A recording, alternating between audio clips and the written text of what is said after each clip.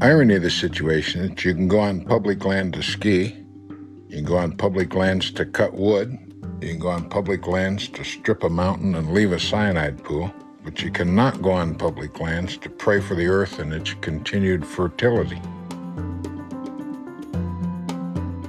Welcome to Sacred Land Speaks, where we dive into the audio archives of the Sacred Land Film Project and revisit the interview clips we left on the cutting room floor over 40 years of filmmaking.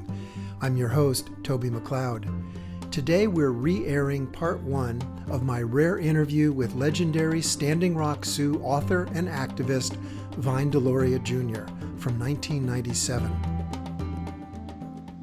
The first time I asked Vine Deloria for an interview, he said no.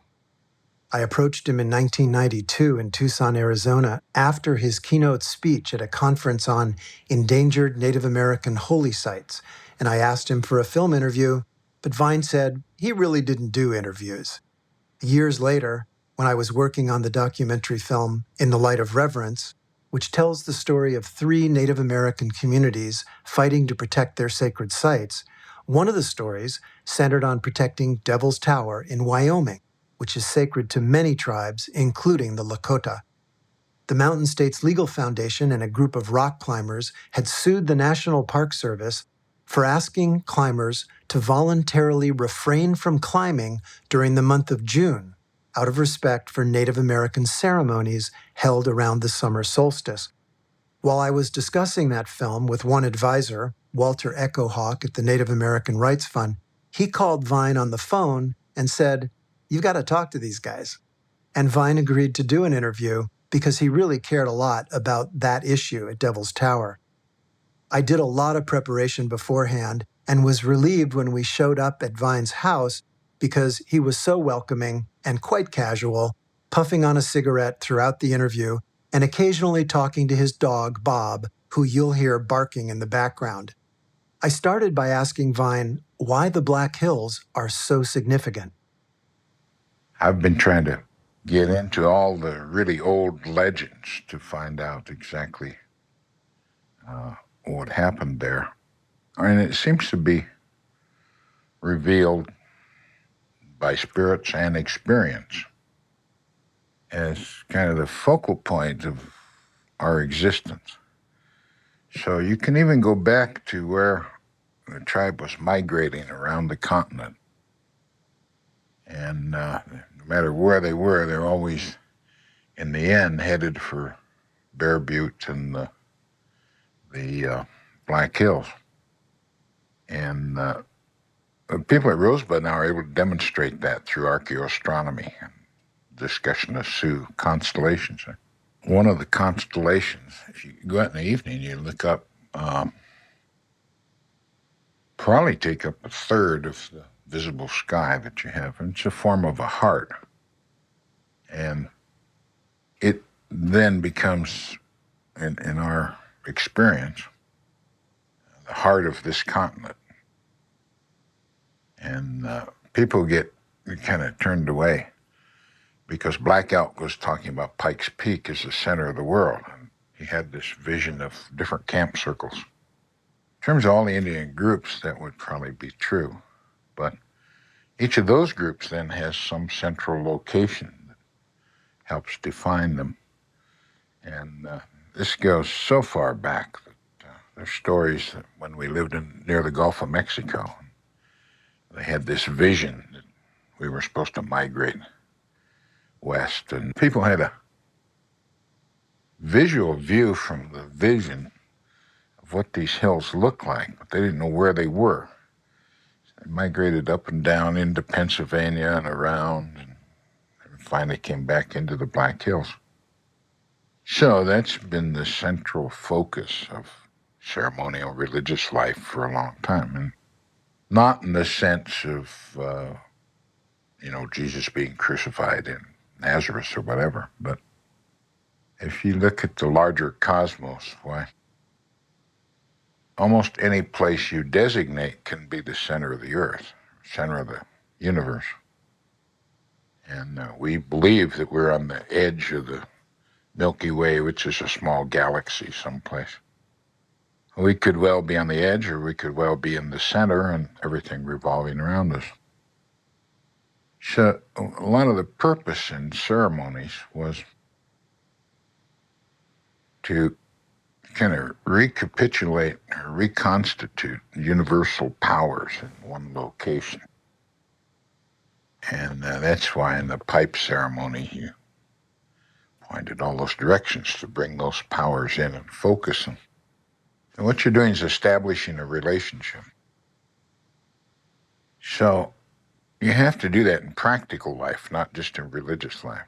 So the Black Hills became the focus of the migrations, the buffalo hunting, all of those things. Black Hills themselves were very sacred in the sense that permanent occupancy was set aside for the birds and animals. That was their place to be. And that's why they have these runs today around the Black Hills to honor the birds and animals. People would go in there, but they wouldn't stay very long. And so you'd just go into the Black Hills to get lodge poles, or maybe someone would do a vision quest or something on the edge of the Black Hills, but you weren't supposed to stay in there. Part of that was that that was one of the major places the buffalo emerged in the springtime. And there are all kinds of places along the Missouri. They used to have these caves they would come out of. Wind Cave and Buffalo Gap were the major places. So you didn't want to irritate any of the animals. See? So it's not like we designated a place and said this is going to be sacred. See? It came out of a lot of experience. And the idea is not to pretend to own it or not to exploit it, but to respect it. And trying to get people to see that's a dimension of religion. It's really difficult. Devil's Tower is a dramatic rock formation that juts up out of the forest that surrounds it in northwest Wyoming on the edge of the Black Hills. It's made of columns of igneous rock that abruptly end in a plateau 867 feet up in the air. It's significant for over 24 tribes in the northern plains, and there are many sacred narratives surrounding the origin of the giant monolith. Many of those stories involve a bear chasing a group of girls who are saved by offering a prayer and finding safety on a large rock as it rises out of the ground, and the bear scrapes the sides with his claws as he tries to reach them. Hence the Lakota name Matotipila, Lodge of the Bear. The Devil's Tower stories are very historical. And I've been doing a lot of work. I'm trying to dig up exactly how it was formed. I'm convinced that the stories about the bear chasing the girls, some variant of a bear with one of those Indian communities occurred there. Because you go and you'll be filming this, you see the top part of the Devil's Tower, badly eroded rock, and then you got pretty clean rock underneath. And it's down in a valley. And so the idea of a stream eroding all that down is ridiculous, because if you go look, the Devil's Tower and the bowl it's in are still below the ground, 10 miles away.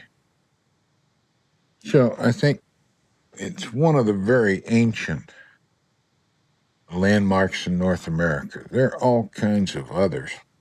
The Hopi seem to have squatted on one of the mesas that really has power. And Six Nations have very good power spots in some of those lakes. And a Pipestone Quarry, Navajo Mountain, which is Four Corners, are sacred to all kinds of people.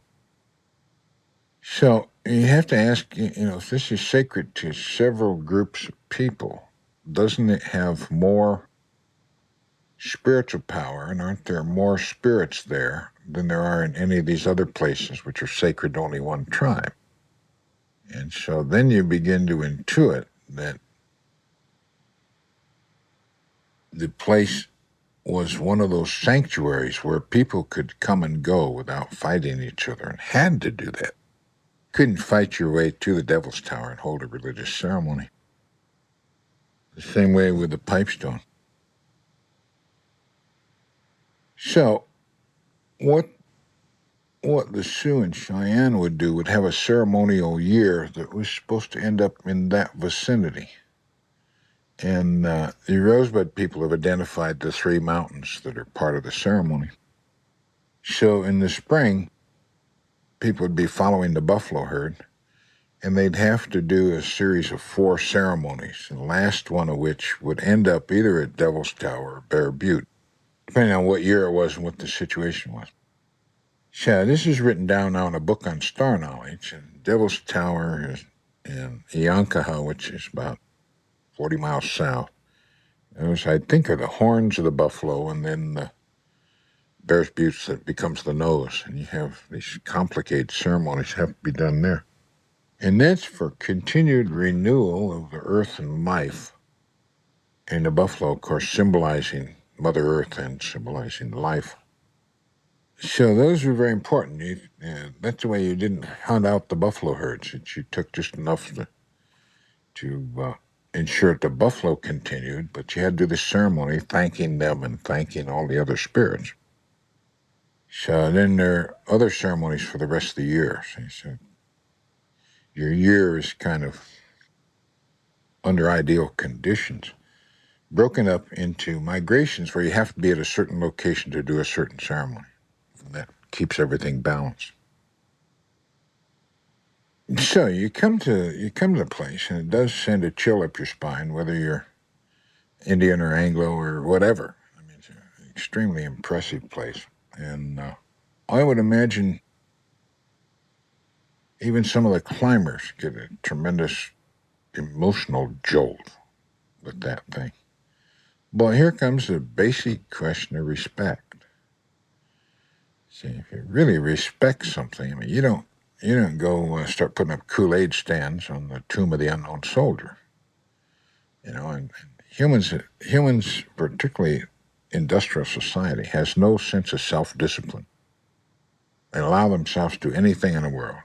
And the Indian thing was, if you don't really totally understand it, you better kind of, not make the total commitment to the thing. You better leave it as partially mysterious.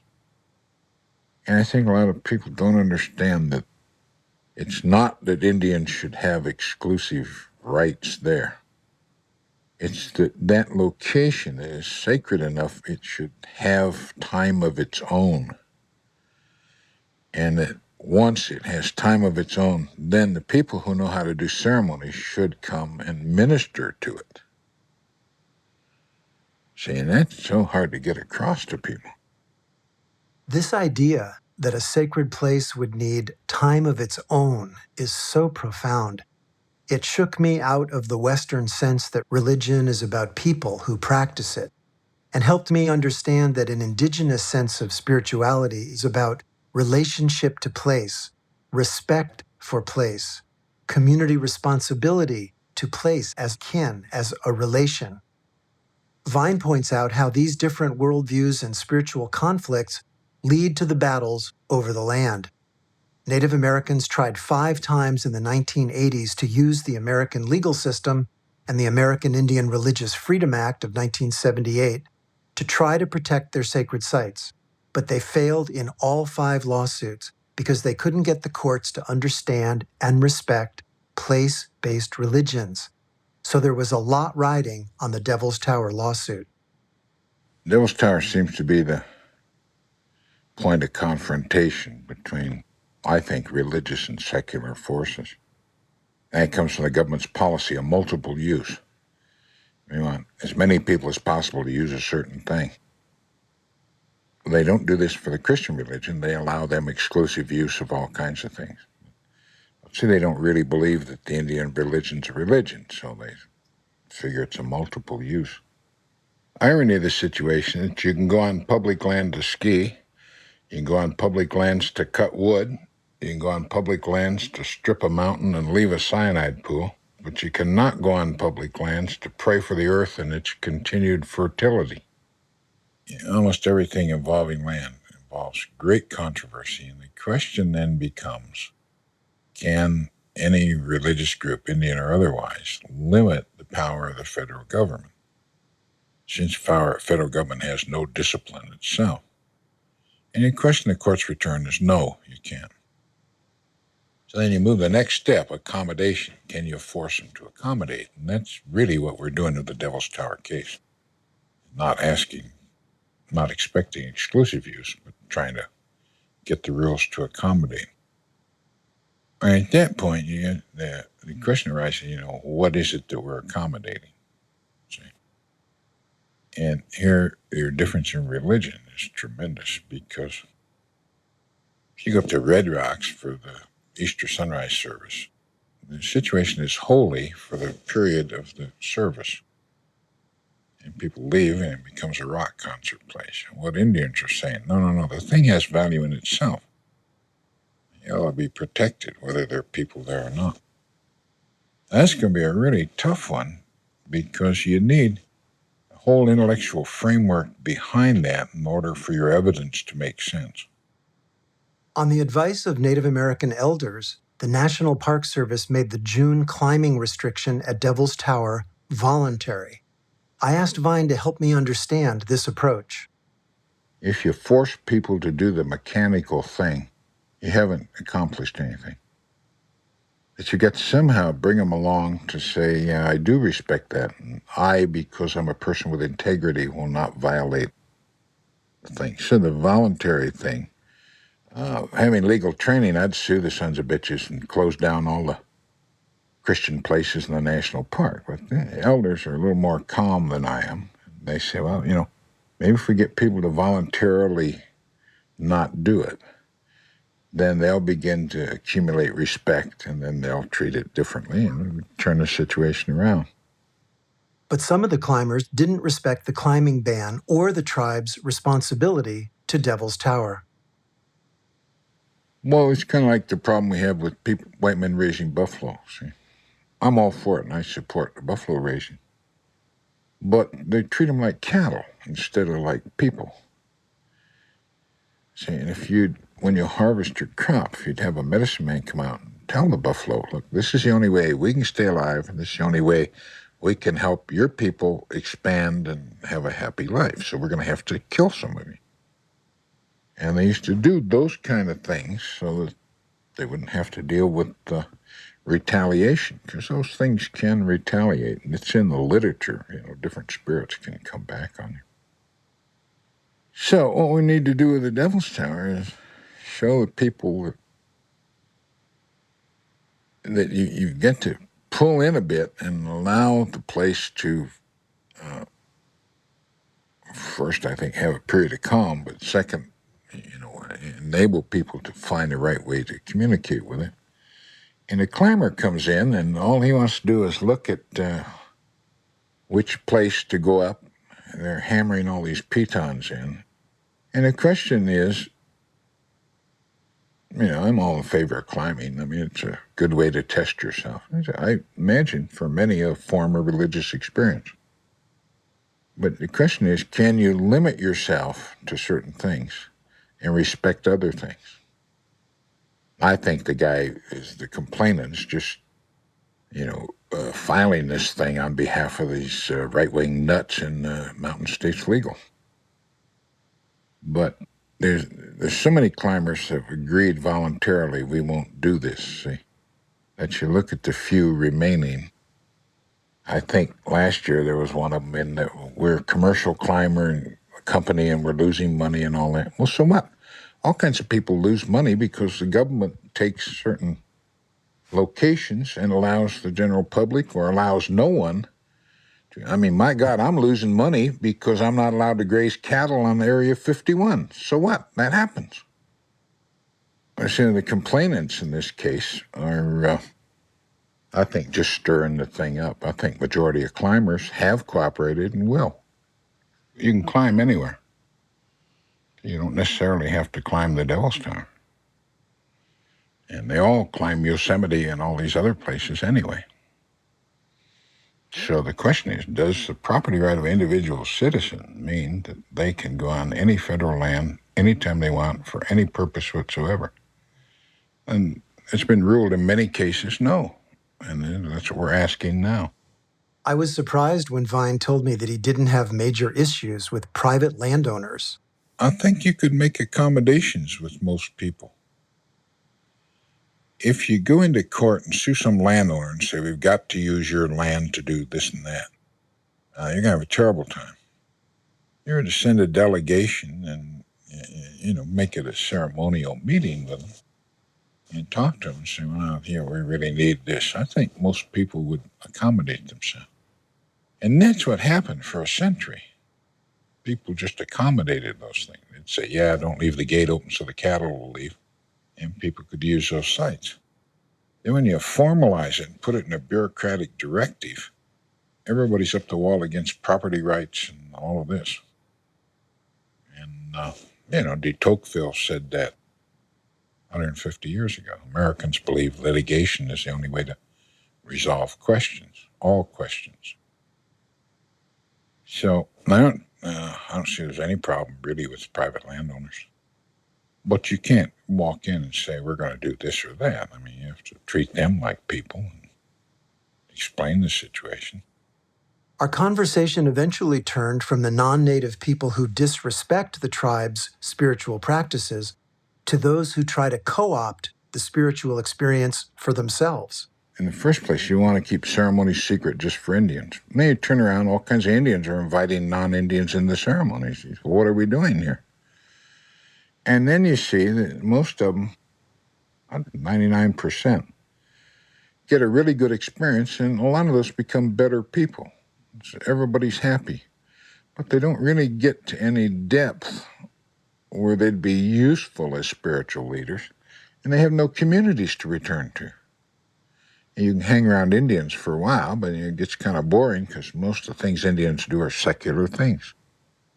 So it's a big dilemma. At the start of the New Age, I was kind of irritated like the rest of the people, and the more I looked at it, I thought, well, if they're not expending their energy that way, they might be doing something really dangerous. We had a meeting on Indian religion at Harvard Divinity School, and one of the religious leaders opened the conference with a prayer and a pipe. We just passed the pipe around. And after that, there must have been a dozen whites came up to me just breathless. So I've never been in a ceremony like that. That meant so much to me. I just can't tell you how I love Indian religion. And a momentary experience, and I mean, no different than me lighting a cigarette, actually, in terms of what they understood was going on. I mean, the craving is just, so there's a desperate need to appropriate from somebody, not necessarily Indians, but from somebody, some feeling, emotional feeling of authenticity. And the problem is that they all think of themselves as individualists. They don't have definable communities to return to. So they're just trapped, and I really feel sorry for them.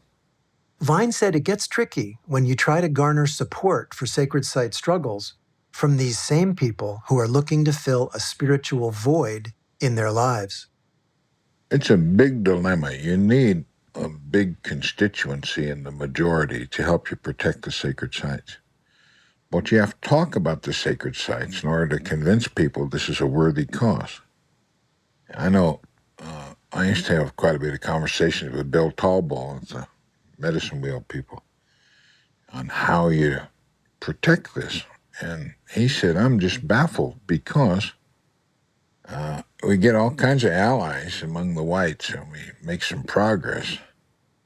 And then they all want to go out to that sacred site and experience it.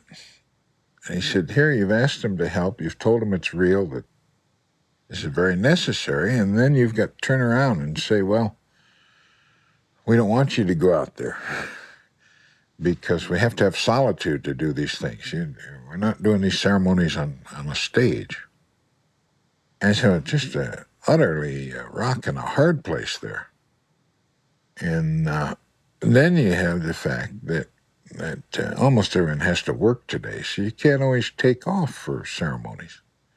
And when certain ceremonies do, you go to your boss and say, I need 10 days because I have to supervise this or that.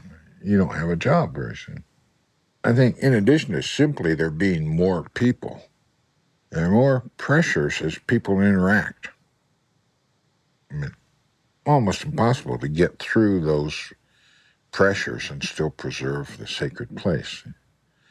And then you have Indians themselves doing runs and rides and all this, which is their way of symbolically expressing to the majority the validity of the issue. But it doesn't do any good to have hundreds of Indians running around trying to do the same ceremony. So you just look at it, population growth alone forces you to change many things. I think designating sacred sites as national historic sites is a stopgap measure which really offers no protection in the end. If people know too much about it, then they swarm all over there with their video cameras and, leave their picnic mess. Some years ago, South Dakota Highway Department asked me if I would identify all the sacred sites to the Sioux in South Dakota, and I said, of course not. It's better to have them undisturbed and unused than to have all these people tromping, busloads of Japanese tourists going through. And they were quite put off because they wanted them as tourist attractions. So if you designate some of these things national historic sites, they'd just be run to death, The ones that are already well known and you want to protect, I think that's a live option. But as to identifying new ones and having them designated, I'd be very leery. I'm inclined to think right now, if you could get a recognition that certain sites are sacred and should be left in isolation. Bill was telling me one time he was trying to help Park Service identify things. He says, we're coming down this valley and I see these piles of rocks. And I said, we better not go any further. And they said, oh, no, this is a cairn of some kind or whatever. And he said, no. This is when the old-timers found a valley that had bad spirits in it. They would put these rocks every so often so people coming could see that was a marker, don't go in that area. He said, we just left it alone. And the same way with Yellowstone, they just left that alone. Because I think if you went back 2,000 or 3,000 years, you had smokes and stuff coming out of the ground every place, and geysers and God knows what.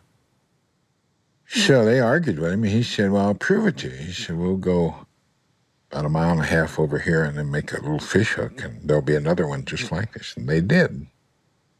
And he said, I could not convince them that my interpretation was right. All these scholars said, oh, no. So Bill said, well, you go in that valley and dig if you want. I'm not going to. And there are even some places Indians left alone. Go to the edge of it.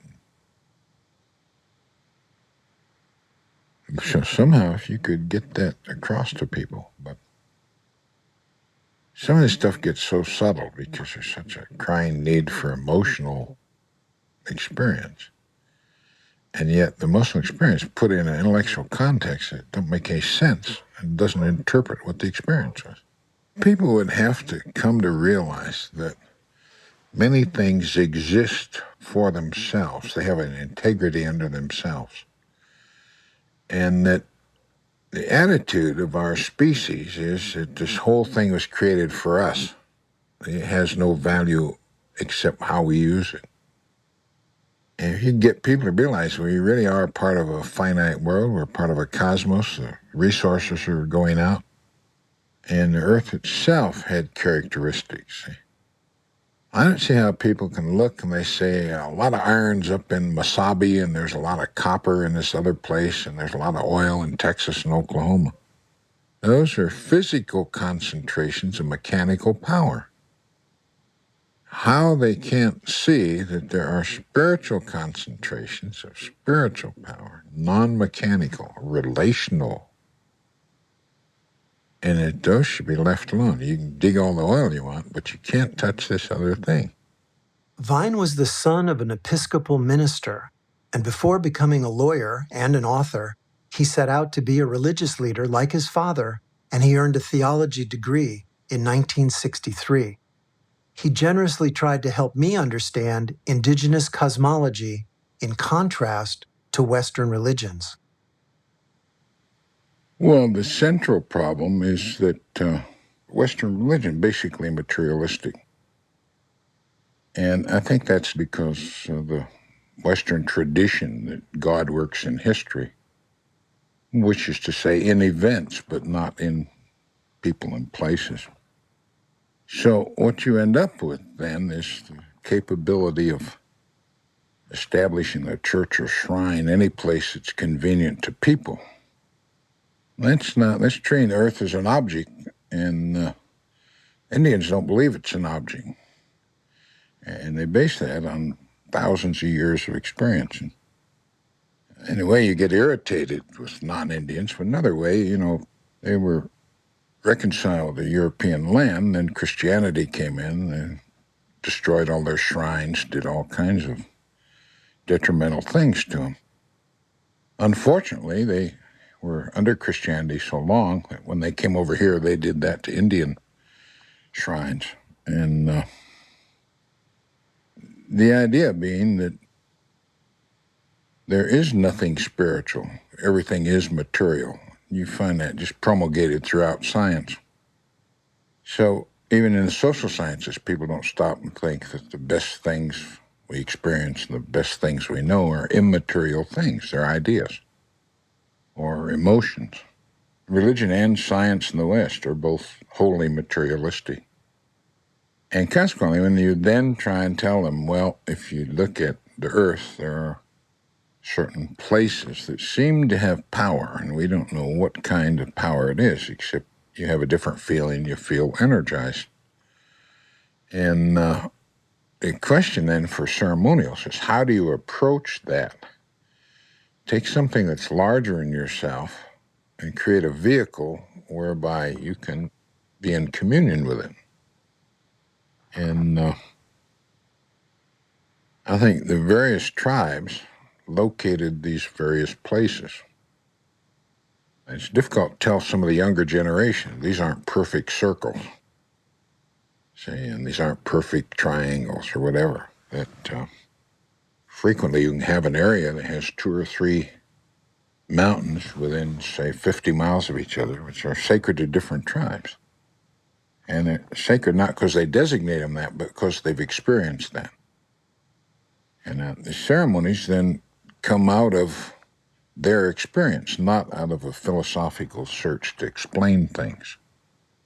So if you talk to a good medicine man, they'll say, well, I have different spirits that help me do this and that, but I really, at the bottom, don't understand the whole thing. I just know it works. See? And so Indians had this, I think, tremendous respect for whatever powers existed in the universe. And they conceived those as personal powers. Power had personality. And if you go to the West, they're telling you this little microbe in a soup of chemicals got hit by lightning and it evolved into Newt Gingrich. See? And you have to ask the question, how can matter produce personality and intelligence? Because those are entirely different things. You have cause and effect in science. Well, if you go over to the personal aspect of things, in communications, you have either communications or non-communication. Non-communication is frequently as good and as powerful a solution to a problem as communication. So what you're talking about is a relationship. So I think that these locations were discovered to be sacred, and it probably took a long time, probably thousands of years, to sort out how you approach those.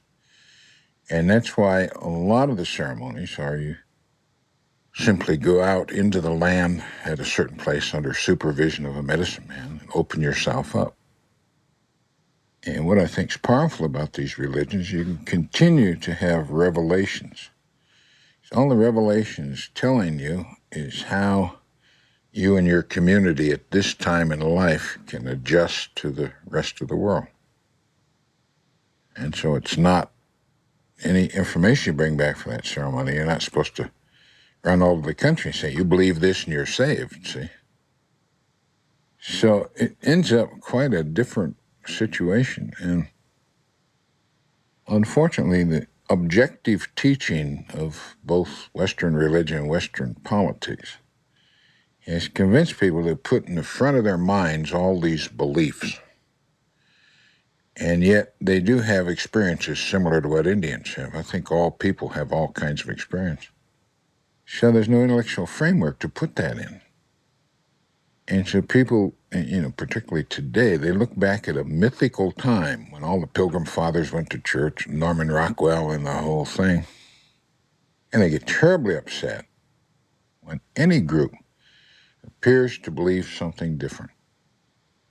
And so I think we're the most visible group that the backlash can hit.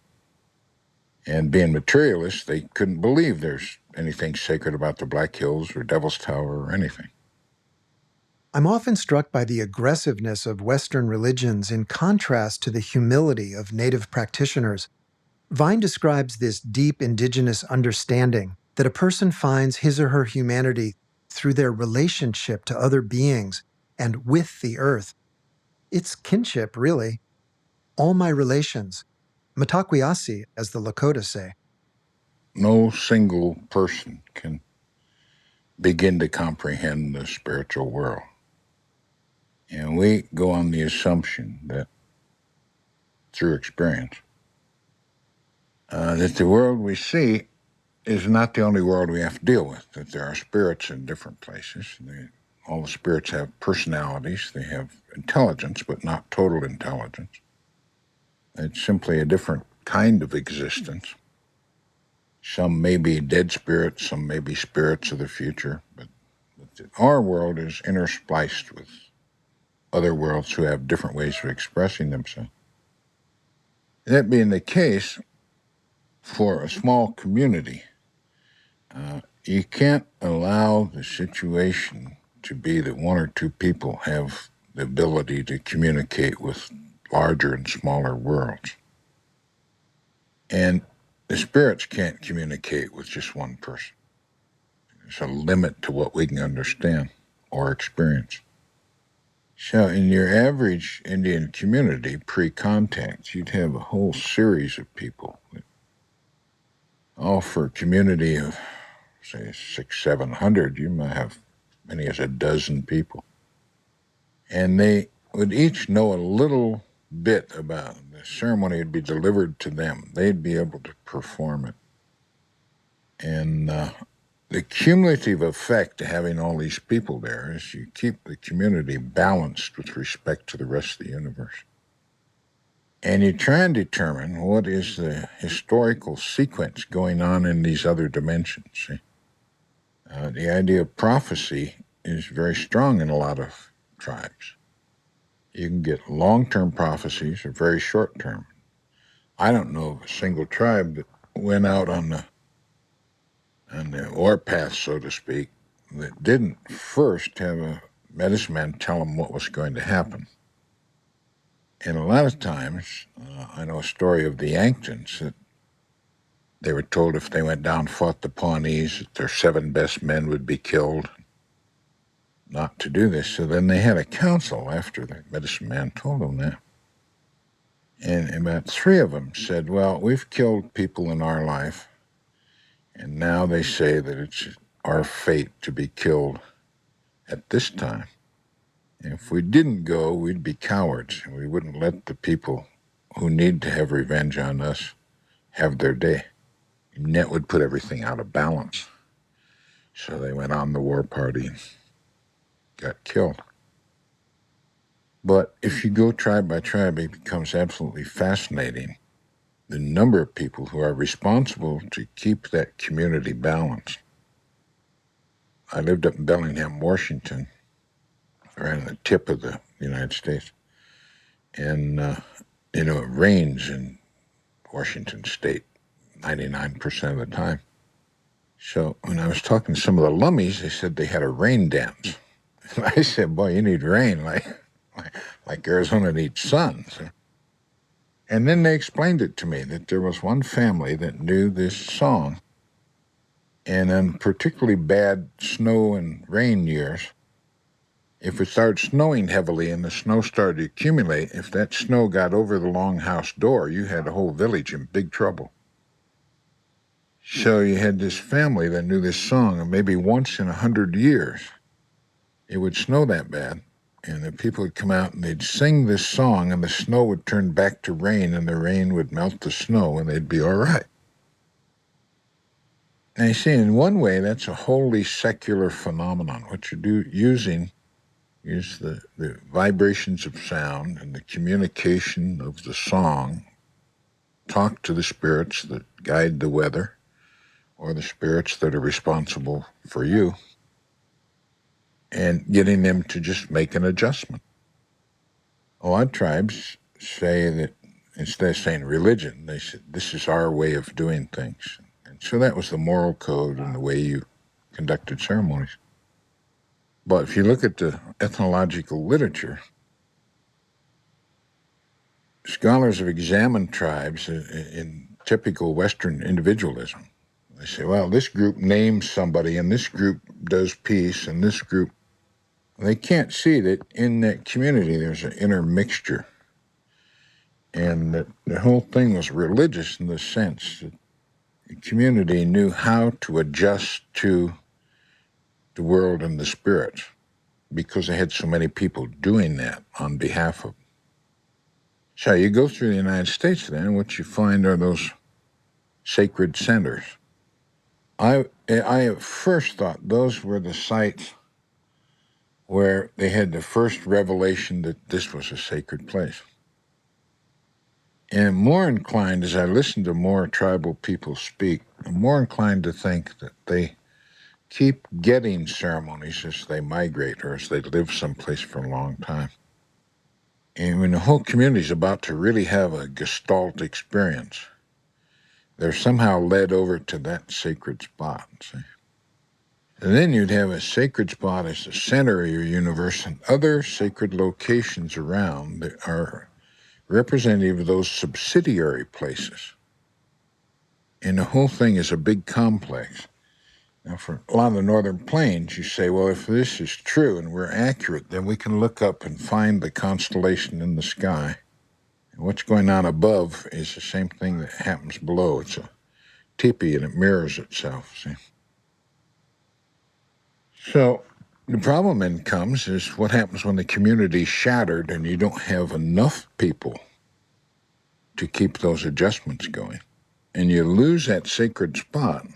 What you end up with is several sacred spots which are still sacred, but they're supposed to be connected to a whole. And if you go to the medicine wheel, it isn't just that wheel. It's the area for about 20 miles around that has little shrines and those things. The whole complex is sacred, see? And the only comparable thing in white society, would be cemeteries or Monticello or some battlefield or whatever. And you understand them very quickly. They're places where secular historical things happen that were important to people. They didn't want to forget them. They wanted to commemorate them, which is fine. But see, it's kind of a process inside yourself. You don't get the spirits to cooperate with you. So I think, we're under the gun. The secularization process is just going to continue till everybody's flat. Well, a lot of tribes say that you got to stand up for these principles till the very end, regardless. Because a lot of them expect a cleansing. They look at the floods this winter and say, things keep getting out of balance. Once we completed In the Light of Reverence, Vine generously participated in question and answer sessions following community and film festival screenings. At the Telluride Mountain Film Festival in 2001, we could hear rock climbers at the back of the theater hissing at the film in disapproval.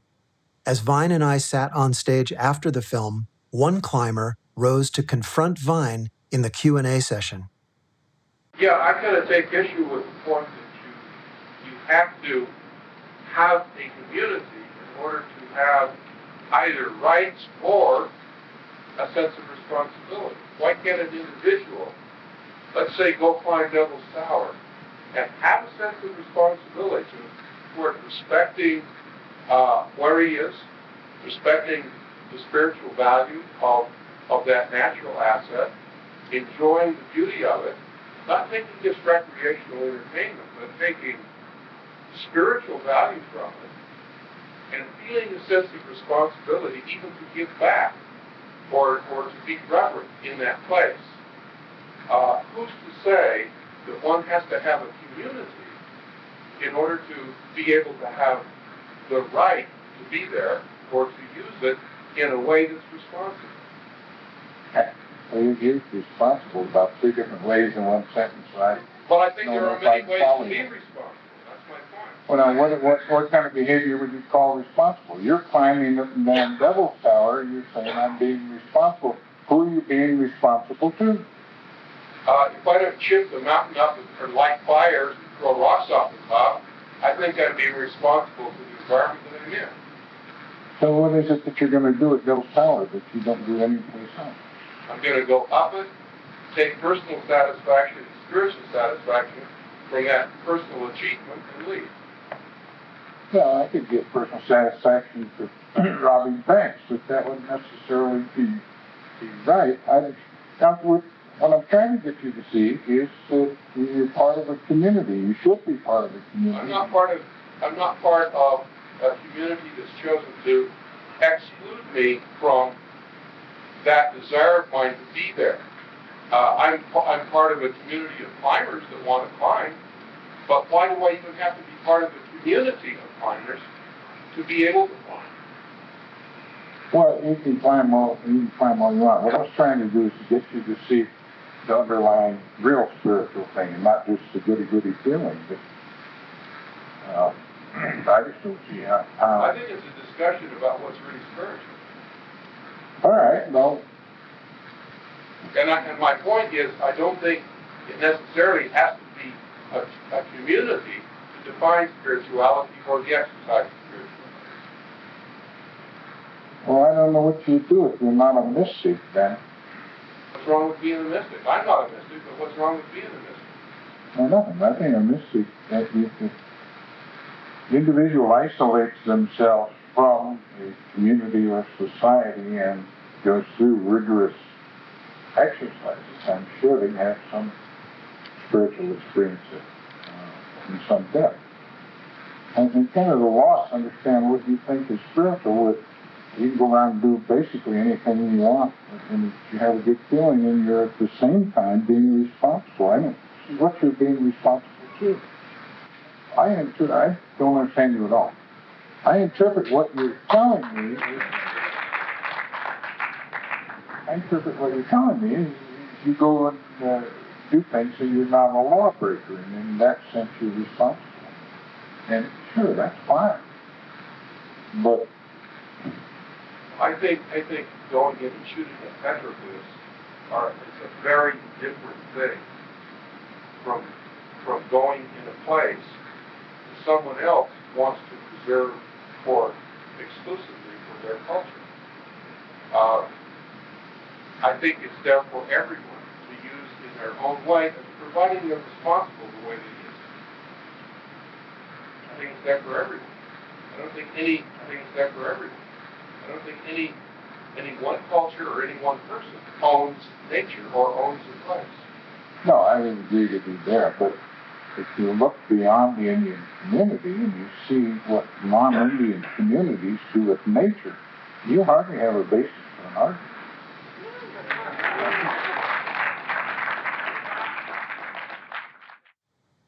Unfortunately, 34 years after we sat down for this interview, people are still having these arguments. But since Vine died in 2005, we don't have him to help us understand these complex issues and how we might resolve them.